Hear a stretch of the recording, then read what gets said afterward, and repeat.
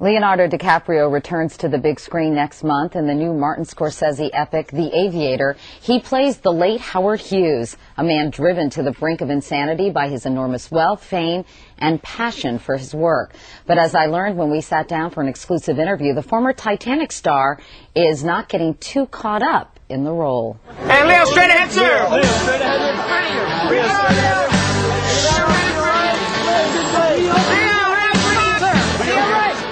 How are you doing headwise these days? You know, you had such tremendous success and continue to be such a successful actor, but, you know, it must have been pretty heady. In fact, you have said, Leo, that you get a false sense of your own importance and what you've accomplished. You actually think you've altered the course of history. People are saying, get a grip, dude. This is a quote talking about when I first got into the business, and I was 18 years old, Academy Award nomination. They were for talking about you as the new Marlon Brando. I'm like, oh, wow, hey. You know, you have no idea. You're thrown from one end of the spectrum to the other, and it's, my point in making that was that, you know, although I started to believe some of these things, I never got a big head to the point where I was ever rude or horrible to anyone, but in your own mind you start to think you've altered the course of history, when meanwhile you're an actor that did a good job in a movie, you know? But one way Leo DiCaprio believes he can alter the course of history is in the role of political activist. Democracy is an ideal, but it is up to us to make it a reality. Like many of his Hollywood friends, Leo spent much of this past political season campaigning for Senator John Kerry. His major motivation?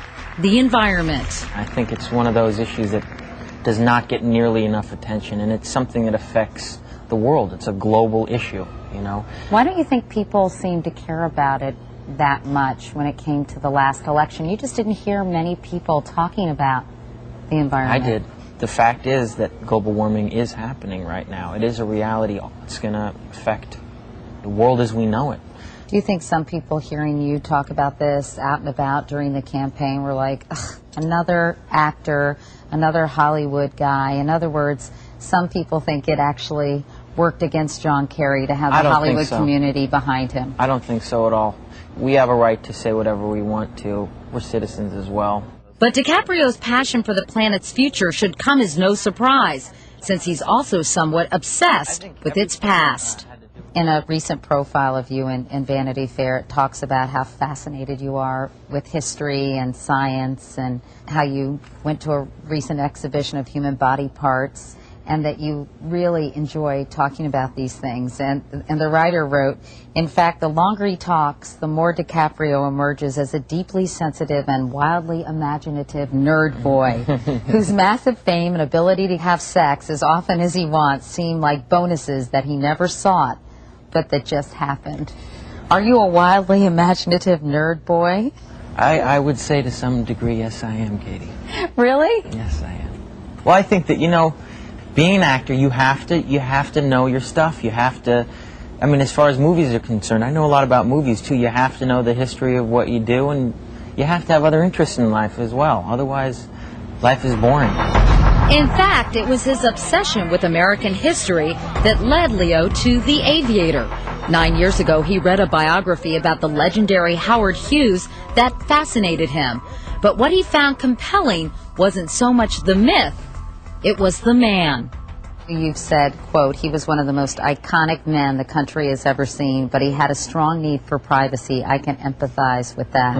Are you going to tell us you saw some of yourself in an eccentric billionaire playboy who vetted famous women?